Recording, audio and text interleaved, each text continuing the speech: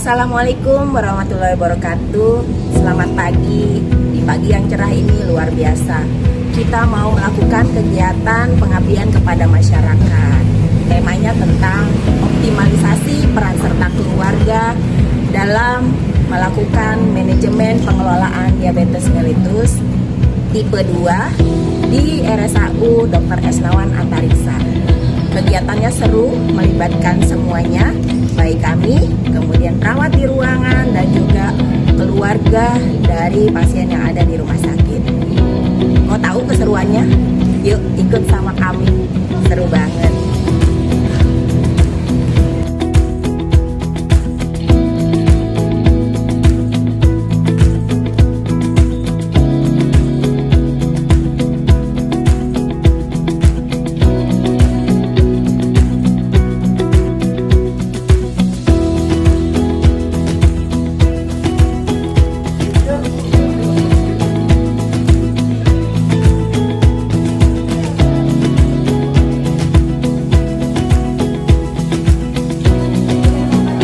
Selamat pagi, saya perwakilan dari tim jurnalistik Fakultas Ilmu Kesehatan Universitas Dirgantara Masakal Surya Dharma. Di sini saya dan rekan-rekan jurnalistik sedang menemani Ibu dosen Haruna, Ibu Fitri, dan Ibu Gunur, juga rekan-rekan saya, rekan-rekan dari S1 Keperawatan yang sedang melakukan penyuluhan mengenai diabetes mellitus di ruang hemodialisis. Di sini saya juga sedang membantu untuk pengecekan gula darah ditemani oleh rekan saya.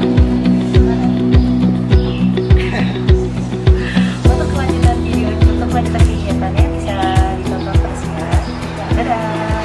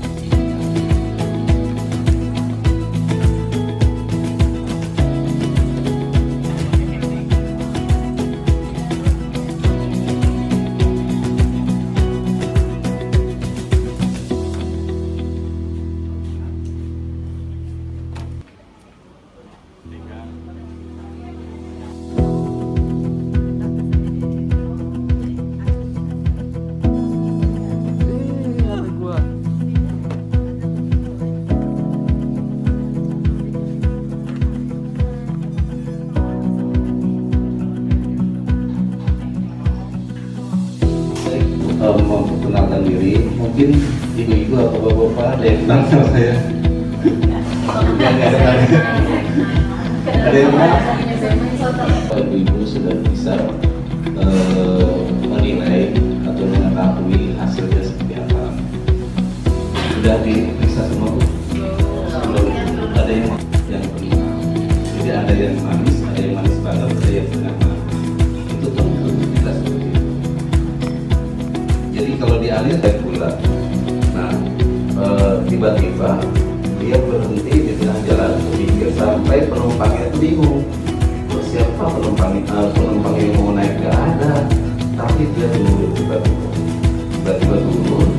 Makanya orang yang mengalami gula darah tinggi itu siapin permen malam tiap harinya, tapi tidak dikonsumsi setiap hari. Jadi kalau misalkan timbul gejala tersebut harus ada ya. Nah,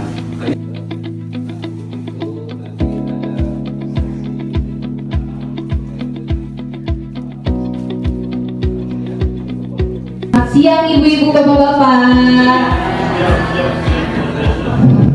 Sebelumnya udah ada yang sarapan belum? Sebelum materinya dimulai, kita ada free test dari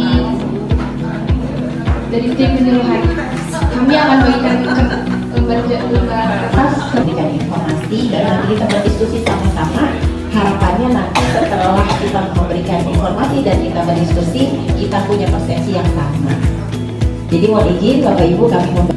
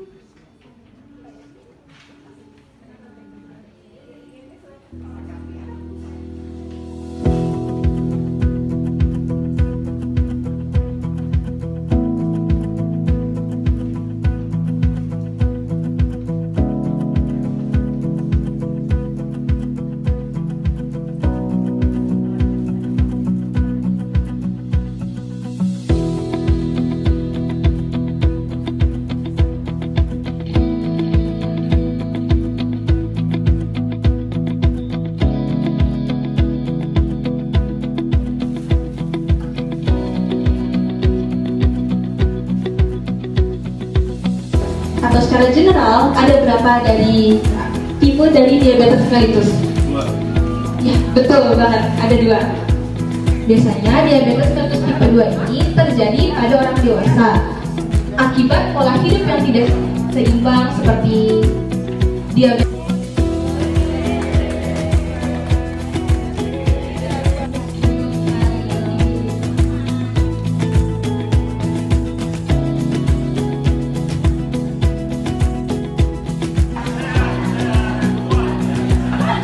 Kita ulangin ya. Salam sehat.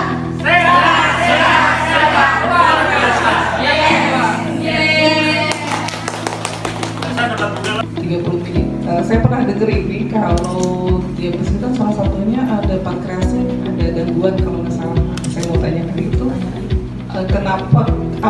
kenapa pankreas ini bisa mempengaruhi insulin?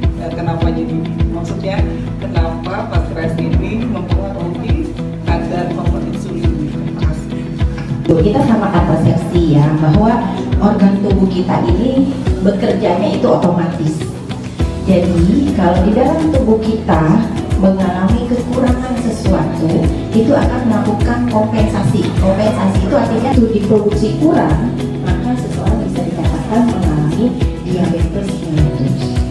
Atau mungkin produksinya cukup 30 ml per hari atau per 24 jam. Tetapi apa yang menyebabkan tidak sensitif? Karena selnya ini sarafnya kita menyimpan lemak. Jadi kalau lemak semakin jenuh, itu semakin tidak terbaca. Kita semua luar biasa. 1, 2, 3.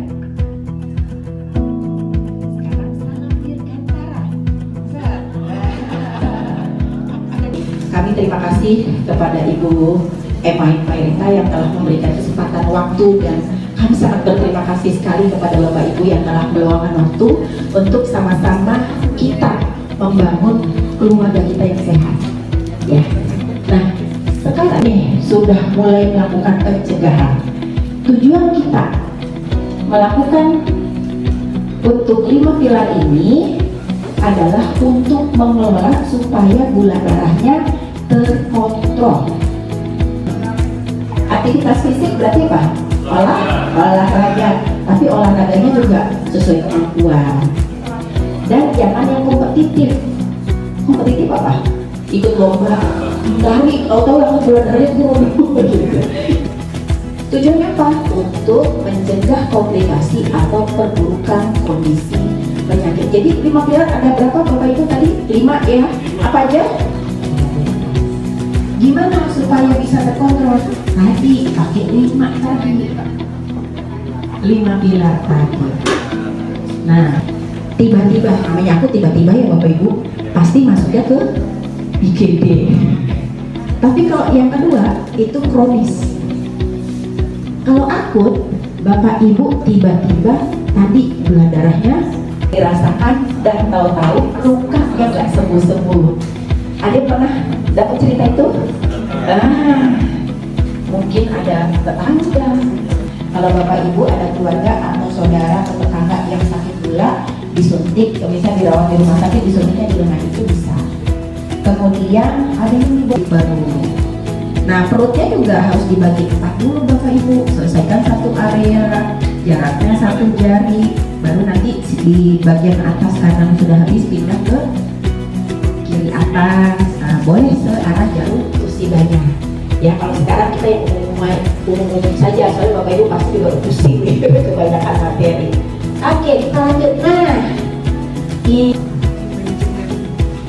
untuk melakukan manajemen pengelolaan diabetes. Oke, yang pertama kita balik dulu deh biar Bapak Ibu ingat. Nah, luar biasa ya. Jadi Bapak Ibu setuju ya, kita modifikasi gaya hidup ya. Walaupun sebenarnya dari hati. Ada yang sebelum ditanyakan? Alhamdulillah ada pengetahuan Pak. Ya intinya adalah puasa. Mau dikasih souvenir Ya. Pak. Souvenir. Oh ya.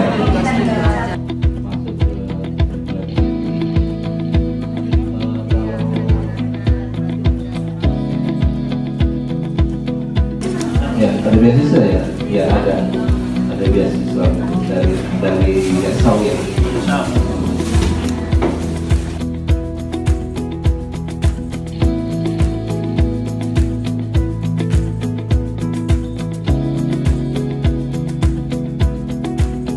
Dialisa dan kepada bapak-bapak, ibu-ibu yang sudi hadir di tempat ini terkait dengan kebutuhan yang kami adakan. Mudah-mudahan acara ini bermanfaat khususnya untuk kita sendiri dan khususnya nanti bisa. Mbak. Saya izin mewawancara ya Pak mengenai kegiatan tadi sebelumnya. Pertanyaan pertama adalah bagaimana tanggapan Bapak mengenai diabetes mellitus setelah diberikan edukasi? Jadi tanpa mengetahui dalam hal untuk mengetahui masalah edukasinya terdapat 5 pilar untuk pengendalian dan meliputi edukasi, aktivitas fisik, terapi, pengobatan, dan tata cara penanggulangannya penyakit kita biar tahu. Selanjutnya kesan Bapak selama acara berlangsung. Dari narasumber udah ngasih penyuluhan yang kita dapat mengerti, kita dapat paham apa tujuan dan dampaknya apa ke depannya untuk mengatasi ya, untuk menanggulangi diabetes mellitus. Baik Pak. Nomor 3 yaitu kalau Bapak diberikan kesempatan kembali ke masa muda, apa yang ingin sekali Bapak lakukan di bidang kesehatan misalkan? Ya, menjaga pola makan dan pengaturan pola hidup dan penambahan edukasi untuk mengetahui apa yang menjadi kekurangan dalam tubuh kita agar kita dapat tambah lebih sehat. Terima kasih Bapak. Ini ada yang terakhir nih Pak. Pesan Bapak untuk anak muda mengenai pola hidup. berbanyak olahraga, pengaturan pola makan, dan pengaturan istirahat. Terima kasih banyak ya Bapak. Semoga Bapak sehat selalu. Amin. Terima kasih. Terima kasih Pak. Selamat siang Ibu. Selamat siang. Perkenalkan, saya tim jurnalistik dari Fakultas Ilmu Kesehatan Universitas Dirgantara Marskal Surya Dharma. Mohon waktunya sebentar ya Bu untuk wawancara. Di sini saya namanya Naila Fitri. Boleh perkenalkan Ibu siapa? Nama saya Dewi Puspita. Kebetulan saya di sini mendampingi suami saya yang HD dan saya juga penderita diabetes mellitus tipe 2 ya. Kalau tadi keterangan dari Ibu itu masuk tipe 2. Ya. Kita masuk pertanyaannya ya Bu. Iya. Yang pertama, bagaimana tanggapan Ibu mengenai diabetes mellitus setelah diberikan edukasi? Oh, buat saya sih jelas sekali ya, tambah ilmu banyak buat saya. Kebetulan karena saya juga penderita diabetes, jadi ilmunya sangat bagus untuk saya juga buat introspeksi diri saya selama ini sebagai pasien diabetes sudah betul atau salah melakukan perilaku sehatnya gitu. Dan ternyata kayaknya banyak salahnya.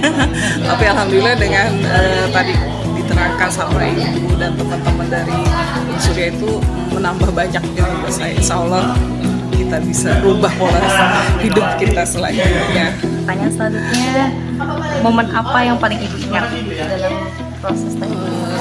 Saya sih lebih senang waktu yang 5 pilar itu yang paling saya tertarik ya, karena di situ walaupun 5 pilar kelihatannya sederhana, tapi itu banyak merubah pola pikir kita. Nanti ada edukasi, apa tadi pengobatan ya, aktivitas dan PDGM itu tadi.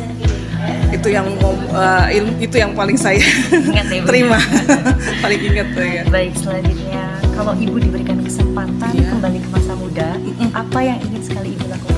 Olahraga.